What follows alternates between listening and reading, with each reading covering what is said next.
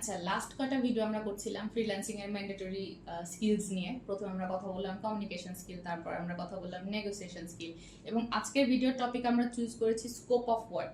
তো scope of work জিনিসটা আসলে কি সেটা একটু এক্সপ্লেইন করে দাও। স্কোপ অফ ওয়ার্ক জিনিসটা অ্যাকচুয়ালি হলো আমরা যখন কোনো প্রজেক্টে কাজ করি বা ক্লায়েন্টের কাছ থেকে যখন রিকোয়ারমেন্টগুলো বুঝে নিই, মানে কাইন্ড অফ আপনি যখন এগ্রিমেন্ট করতেছেন তখন ওইখানে স্পেসিফিক্যালি কী কী এরিয়াতে আপনার কাজ করব ওইটা এনশিওর করা, আরও যদি ডিটেলসে বলি স্পেসিফিক্যালি কী কী কাজ করবো এবং এটার আউটকামটা কী হবে ওইটা এগ্রি করা, ওইটাই মূলত হলো স্কোপ অফ ওয়ার্ক। আচ্ছা, তো আগের ভিডিওগুলো ছিল আমাদের স্কিল নিয়ে, কিন্তু এখানে স্কোপ অফ ওয়ার্ক তো আসলে কোনো স্কিল না, এটা জাস্ট কাজের এরিয়াটা আমরা বোঝাচ্ছি। তাহলে কেন এটাকে আমরা তো এমফাসিস দিচ্ছি, এটাকে আলাদা একটা ভিডিও হিসেবে প্রেজেন্ট করছি? ঠিক আছে, মানে টু সাম এক্সটেন্ট আমরা যদি এটাকে স্কিল হিসেবে কনসিডার করি, স্কোপ অফ ওয়ার্কটা অ্যাকচুয়ালি কোনো স্কিল না। বাট যদি আমরা মানে এটাকে বোঝার যে ক্যাপাসিটিটা দরকার আমাদের, যে স্কোপ অফ ওয়ার্কটা আমরা প্রপারলি সেট আউট করা, ওইটার যে আপনার মধ্যে যে কিটা দরকার, মানে কোয়ালিটিটা থাকা দরকার, ওইটাকে আমি স্কিল হিসেবে দেখতেছি। মানে আপনার মধ্যে ওই স্ট্রেংথটা থাকতে হবে বা ওই কোয়ালিটিটা থাকতে হবে যেটার মাধ্যমে আপনি এনশিওর করতে পারতেছেন যে ক্লায়েন্টের সাথে আপনি একটা প্রপার এগ্রিমেন্ট সেট করতে পারতেছেন, ওকে আমি এই এরিয়াগুলোতে কাজ করতে পারবো বা আপনার যে রিকোয়ারমেন্টগুলো আছে আমি এই এরিয়াগুলো প্রপারলি করতে পারবো, মানে আগে থেকে আমি এগ্রি করে নিতে পারতেছি। এই যে ক্যাপাসিটিটা, এটাকে আমি এখানে স্কিল হিসেবে বলতেছি। আচ্ছা, তার মানে স্কোপ অফ ওয়ার্ক, আমার যে কাজের এরিয়া বা ডেলিভারেবল গুলো কি হবে, রিকোয়ারমেন্টটা সেটা ভালোভাবে সেট করাটাই হচ্ছে কি আমাদের এক ধরনের স্কিল। মানে যত ভালো আমি এটা বুঝতে পারবো তত বেটার হবে আমার ডেলিভারি, আমার সার্ভিসের। ওকে, তো বুঝলাম যে স্কোপ অফ ওয়ার্ক জিনিসটা হচ্ছে আমার কাজের পরিধিটা বুঝে নেওয়া, এবং এটা আমি যত ভালো মতো বুঝবো আমার কাজের ডেলিভারি তত বেটার হবে। তো এখন এই স্কোপ অফ ওয়ার্ক সেট করার জন্য আমার কোন কোন জিনিসটা খেয়াল রাখা উচিত বা স্টেপগুলো কি কি হতে পারে? ওকে, তো স্কোপ অফ ওয়ার্ক সেট করার ক্ষেত্রে আমরা এখানে কয়েকটি স্টেপ ফলো করতে পারি।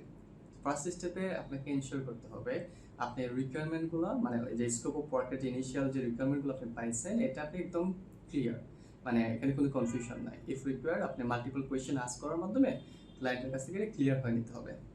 দেন সেকেন্ড স্টেজে যেটা আসছে সেটা হলো আপনি রিকোয়েস্ট করতে পারেন ক্লায়েন্টের কাছে যে কোনো স্যাম্পল ওয়ার্ক যদি থাকে সেক্ষেত্রে যেন উনি শেয়ার করে, অথবা আপনার কাছে যদি স্যাম্পল থাকে সেক্ষেত্রে আপনি ক্লায়েন্টকে দেখাতে পারেন ডেমো, যে okay this is my work, আপনি যে রিকোয়ারমেন্ট দিচ্ছেন এটার সিমিলার ওয়ার্কগুলো হলো এগুলো, এবং এখান থেকে আপনি যেগুলো বলছেন এটা স্পেসিফিক্যালি এই জিনিসগুলো আমি দিতে পারবো। তো আমি জাস্ট রিলেট করার জন্য একটা এক্সাম্পল বলি। ধরেন সাপোজ ওয়েবসাইট ডেভেলপমেন্ট বা ওয়েবসাইট কিন্তু একটা কাইন্ড অফ প্রজেক্ট রিলেটেড কাজ, যেখানে অনেকগুলো প্রসেস ইনভলভ থাকবে বা পার্ট ইনভলভ থাকে। সেখানে হয়তো আপনাকে স্কোপ অফ ওয়ার্কে বলে দিচ্ছে যে okay you will only work for the like website designing only, মানে আমি শুধু ডিজাইনিং এর সাথে ইনভলভ থাকবো, মানে ডেভেলপমেন্টটা তাহলে আরেকজন করতেছে। তো ডিজাইনিং এর ক্ষেত্রে ডিজাইনটা কিরকম হতে পারে, সেক্ষেত্রে ওনারা হয়তো আমাকে একটা রেফারেন্স দিতে পারে, ওকে এই ওয়েবসাইটটা আপনি ফলো করতে পারেন, এইটার এই এরিয়াগুলো আমাদের এক্স্যাক্টলি দরকার, আর আপনি এই এরিয়াগুলো আমাদেরকে চেঞ্জ করে এরকম করে দেন। তার মানে হলো যত ডিটেলস আমি বুঝে নিতে পারবো সেক্ষেত্রে পরবর্তীতে ক্লায়েন্টের সাথে কোনো কনফিউশন হওয়ার চান্সটা থাকবে না। কারণ সব সময় যে আপনার ক্লায়েন্ট ভালো হবে তাও না, অনেক সময় আছে ক্লায়েন্ট মানে খারাপ ক্লায়েন্টও আপনার কপালে আসতে পারে। সেক্ষেত্রে আপনি এখানে যত বেটার স্পেসিফাই করে নিতে পারবেন রিকোয়ারমেন্টগুলো, তত ফিউচারে আপনি ওইসব কনফিউশনগুলো অ্যাভয়েড করতে পারবেন। মানে আমরা যেহেতু এইখানে এসে আমরা মোটামুটি রিকোয়ারমেন্ট বা স্কোপ অফ ওয়ার্ক ক্লিয়ার হয়ে গেছি, এখানে আরেকটা জিনিস যেটা দেখতে হবে সেটা হলো ক্লায়েন্টের উপর আমার কোনো ডিপেন্ডেন্সি আছে কিনা। মানে যদি ধরেন ওয়েবসাইটের কথাই যেহেতু বলতেছিলাম, তো এখানে ধরেন আপনার ওয়েবসাইটে অর্গানাইজেশনের অনেক ইনফরমেশন থাকতে পারে, অথবা লোগো শেয়ার করার ব্যাপার থাকতে পারে, অথবা স্পেসিফিক কোনো ডকুমেন্ট থাকতে পারে যেটা আপনার দরকার হবে। তো ওই জিনিসগুলো আপনি এই লেভেলে এসে আইডেন্টিফাই করেন এবং ক্লায়েন্টকে কমিউনিকেট করে দেন, ওকে আমার এই ইনফরমেশনগুলো আপনার কাছ থেকে লাগবে, দেন অনলি আমি কাজটা ফুললি কমপ্লিট করতে পারবো। এবং ওইভাবে টাইম লাইনগুলো সেট করে নেন যে আপনি আমাকে এই ডেলিভারেবলসগুলো এই দিনে দিতে হবে, দেন আমার কাজটা ক্যারি অন করা সম্ভব হবে, আদারওয়াইজ আমি এই লেভেলে যাওয়ার পর স্টাক হয়ে যাব। যত ক্লিয়ারলি আপনি এই জিনিসগুলো কমিউনিকেট করতে পারবেন তত আপনার মনে করেন ডেডলাইন বা টাইমলাইনগুলো এনশিওর করা পসিবল হবে। আচ্ছা, ফাইনাল লেভেলটা অ্যাকচুয়ালি ডেডলাইন। সো ডেডলাইনটাও আমরা এই স্টেজে এসে কনফার্ম করতে হবে, মানে যখন আমরা স্কোপ অফ ওয়ার্কটা চেক করে নিছি তখন কিন্তু আমি অলরেডি জানি বা আমি ওইটা অ্যাসেস করে নিতেছি যে কতদিন এই কাজের ক্ষেত্রে আমার সময় লাগবে। এবং এখানে দুই ধরনের হতে পারে ব্যাপারটা, একটা হলো ক্লায়েন্টের কোনো আর্জেন্সি থাকতে পারে, সে এতদিনের মধ্যে রিকোয়ারমেন্ট চাইতে পারে। আরেকটা জিনিস হতে পারে ওপেন, সেক্ষেত্রে হয়তো আপনি নিজে একটা টাইমলাইন অফার করতে পারেন, ক্লায়েন্ট যেটাতে এগ্রি করে যাবে। তো দুইটাই আপনি হলো অ্যাসেস করে দেখবেন যে আপনি ওই স্পেসিফিক টাইমের মধ্যে যেটা আপনার ক্লায়েন্ট অফার করতেছে বা আপনি অফার করতেছেন, সেক্ষেত্রে আপনি ওই টাইমের মধ্যে ডেলিভারিটা দিতে পারবেন কিনা। যে আপনি ক্লায়েন্টকে আগে ডেলিভারি দেওয়া মানে আপনি বেস্ট সার্ভিস দিয়ে দিচ্ছেন।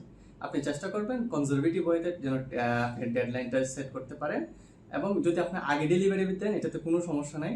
সো সেফ সাইডে থাকার জন্য যদি পসিবল হয় 1-2 দিন হাতে রেখে আপনি ডেডলাইনটা সেট করেন। তো এর মাধ্যমে মূলত আমরা একটা প্রপার স্কোপ অফ ওয়ার্ক এবং মানে টাইমলাইন সেট করা সম্ভব হবে। তো তার মানে আজকে আমরা বুঝতে পারলাম যে স্কোপ অফ ওয়ার্কটা যদি আমরা আগে থেকে ভালো মতো ডিফাইন করে নিতে পারি এবং সেটা যদি আমাদের খুব ভালো মতো আন্ডারস্ট্যান্ডিংটা থাকে, সেক্ষেত্রে ক্লায়েন্টের সাথে আমাদের পরবর্তীতে কোনো মিসআন্ডারস্ট্যান্ডিং হবে না, কনফ্লিক্ট হবে না, এটা এনশিওর করা যায়। কারণ আসলে যেটা তুমি পয়েন্ট বললা যে ক্লায়েন্ট কেমন হবে সেটা আমরা জানি না, যে সবসময় কোঅপারেটিভ হবে কিনা সেটাও বলা যায় না। তো ঠিক আছে, এই ভিডিওটাও তোমার কাছ থেকে যে পয়েন্টগুলো আমিও শুনলাম, এটার বেশ কয়েকটা জিনিস আমার মাথায়ও ছিল না, এবং আমি সবসময় বলে আসছি তোমাকে যে তুমি ক্লায়েন্টের রিকোয়ারমেন্ট আন্ডারস্ট্যান্ডিং এ অনেক বেশি ভালো আমার থেকে। দেখা যায় যে ওদের কোয়েশ্চেন করার যে হেজিটেশন সেটা আমার মধ্যে বেশি, তোমার মধ্যে নেই, আলহামদুলিল্লাহ। তো ওকে, এখন মানে আমি ফাইনালি আরেকটা কথা বলবো, সেটা হলো ধরেন মানে আপনি এই লেভেলে এসে মানে স্কোপ অফ ওয়ার্ক লেভেলে এসে যত ক্লিয়ারলি আপনার মানে এই জিনিসগুলো সেট আউট করে নিতে পারবেন, মানে আপনার ক্লায়েন্টের এক্সপেকটেশনগুলো যত ক্লিয়ারলি কমিউনিকেট করতে পারবেন বা এগ্রি করতে পারবেন, এটা আপনার ফিউচারে কাজের রিভিউ পাওয়ার ক্ষেত্রে খুবই হেল্প করবে। সো ওইটা মাথায় রেখে এই লেভেলে আপনি একটু টাইম ইনভেস্ট করেন, ক্লায়েন্টের সাথে কমিউনিকেশন করেন, দিয়ে যত বেটার বা যত মানে ক্লিয়ারলি আপনি রিকোয়ারমেন্টগুলো সেট আউট করে নেবেন তত আপনার বেটার হবে, এবং আশা করি এর মাধ্যমে আপনারা মানে রিভিউসগুলো আরো বেটার পাওয়া শুরু করবেন। সো আশা করি হেল্পফুল হয়েছে ভিডিওটা আপনাদের জন্য, এবং আবার দেখা হবে সামনে। আল্লাহ হাফেজ।